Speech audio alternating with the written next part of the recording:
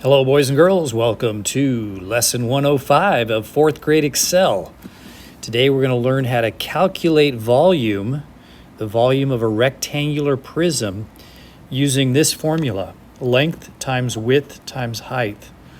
And we're also going to put decimal numbers in order from least to greatest and greatest to least. Neither one of these things should be too tough, but pay close attention so you can get this in your brain. In order to compute the volume of a rectangular prism, you must first count the cubes in one row in the top layer and then multiply that number by the number of rows in the top layer. You then multiply that product by the number of layers. And that's a little confusing, but this is a rectangular prism right here. And we're going to figure out how to calculate the number of little cubes or cubic units that make up the entire shape. Now, suppose you were given the dimensions, but were not able to count the individual cubes. Could you still calculate the volume? So let's take a look and see how we would do that. This rectangular prism is 4 cubes long. If you go across here, it's 4 cubes across down there, okay? And 2 cubes wide. That means we've got 2 going back this way. So if there's 4 here and then there's 4 in the back, 4 on the bottom, let's use this here instead. Okay, 4 on the bottom, and then there's 4 back there. That would make 8, right? Because 4 times 2 is 8. And that's what it tells you right here. The height is 3 layers. So you've got 1 layer of 8 cubes, another layer of 8 cubes here, and this last layer on the top of 8 cubes. And then 8 times 3, because there's 3 8s there, is equal to 24. And so we would say that this shape has 24 cubic units. Cubic units. Can you write a formula for calculating the volume of a rectangular prism? That means a formula is how could you find the volume of every single rectangular prism that you would ever see? Not just on this one, not 4 times 2 times 3, but how would you find it on any rectangular prism? Pause the video and see if you can write that formula right here. You're going to use letters. I've already told it to you. That's a hint. Okay, so to find the volume, we're going to put V for volume of a rectangular prism. That's going to be equal to the length right there times the width, and then multiply that times the height. Length times width times height. I want you to think of this. Here, let me erase. It's fine. Think of this as like an apartment building or an office building or something like that. If you have 4 rooms down here in the front and 4 rooms in the back and nothing in the middle, then you've got 8 on the bottom floor. If you have 3 floors, then you have 8 times 3, which is 24. Now, if there are more going back this way, then you'd have to multiply by whatever that number is. Okay, let's take a look at some sample problems.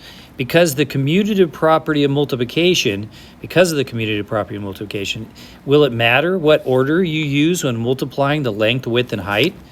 Can you switch these around and then still get the same answer? And the answer is yes. Of course, you can switch them around because 8 times 3 and 3 times 8, it's the same thing. Doesn't matter the order that you put the numbers in on a multiplication problem. So we're going to compute the volume of both of these rectangular prisms. The first one's done for you. Let's take a look.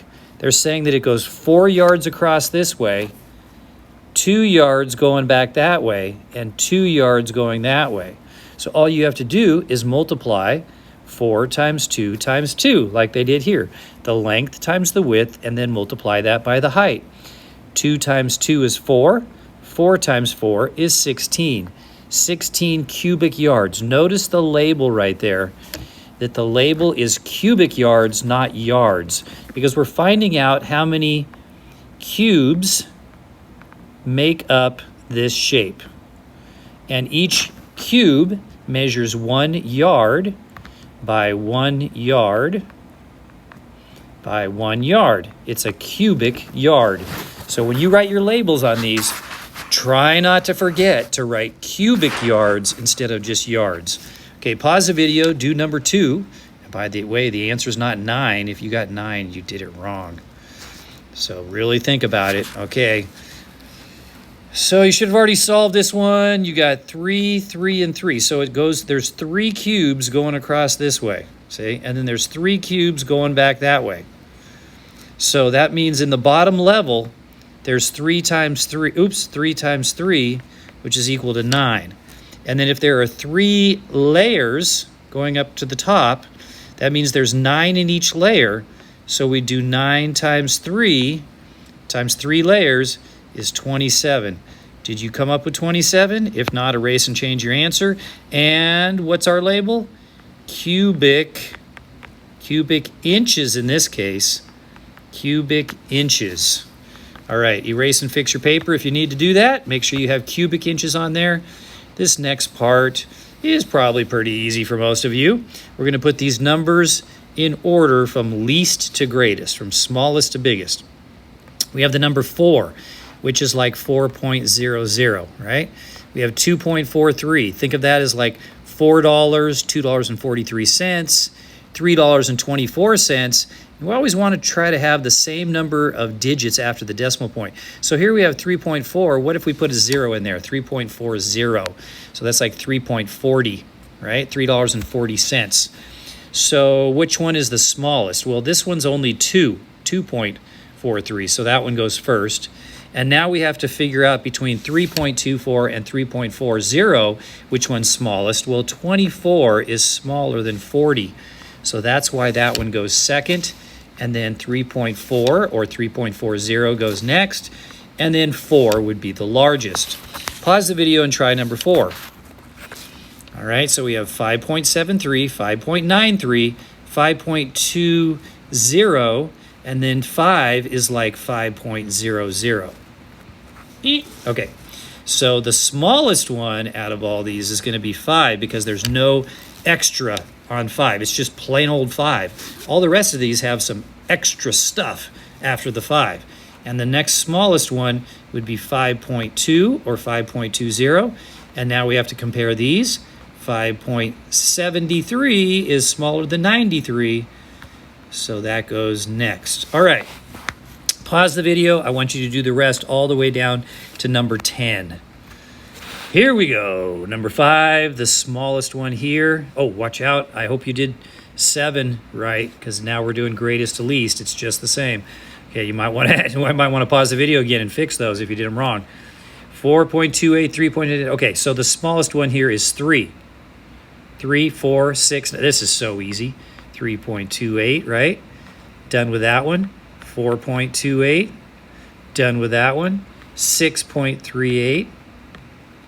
And 9.38. Okay, over here, the smallest is going to be 3.75. Now we've got 7.5 is going to be bigger than 5 and 5. Both of those are 5. 5 is smaller than 5.37 because that's like $5 compared to $5.37. And 7.5 would be the largest. Now these are going to go in order from greatest to least. So hopefully you started with the big one here. And on this one, we have 6 as being the largest. And then the next biggest, we have to decide between 4.26 and 4.6.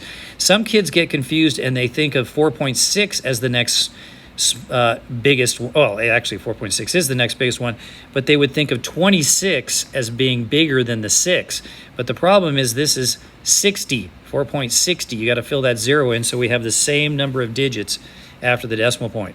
So 4.6 would go next, then 4.26, and then 2.64, because 2 is obviously smaller than 4 and 4. Okay, number 9, the biggest one here is going to be 7.83. That's like $7.83. Then we have 7.53, and then 7.1, and then 7 or 7.0. The last one here, we have 4.52 would be the biggest. and then we have 4, and then between these, 40 is smaller than 54. So you're going to do 2.54 and then 2.4 or 0.40. All right, you've got a box to do down here with a check answer. So go ahead and pause the video, do that, and then turn the video back on. Okay, this one says least to greatest. I hope you read the directions. So the smallest one here is going to be 8 because there's no extra on it there. And then the next smallest one, we've got, put a 0 on there to make them all the same. 8.74, 8.70, and 8.75. Well, 70 would be the smallest out of those. 8.7 or 70, 8.74, and 8.75. Hopefully you're writing a smaller and neater than that. Which number is first? 8. Which number is second? 8.7. And then over here, we're doing greatest to least. So we're going to start with the biggest number, which would be 4.93. And then that one's gone. What's going to be the next biggest? This is 4.75. That's 4.40. So 4.75, 4.4, and just plain old 4. Which number is third? 4.4, and fourth. Add those up over here. You got to line up the decimal points. Some of you might have had a little tricky time there. So think of 8 as being 8.0, and then this is 4.4, and 4 is 4.0. That makes it easier to line up your decimal points there. 7 plus 4 is 11. Bring up that 1 to the next column. 8, 8, and 8. See, I'm calling that 8. That's 24, plus 1 more makes 25. 25.1, and there you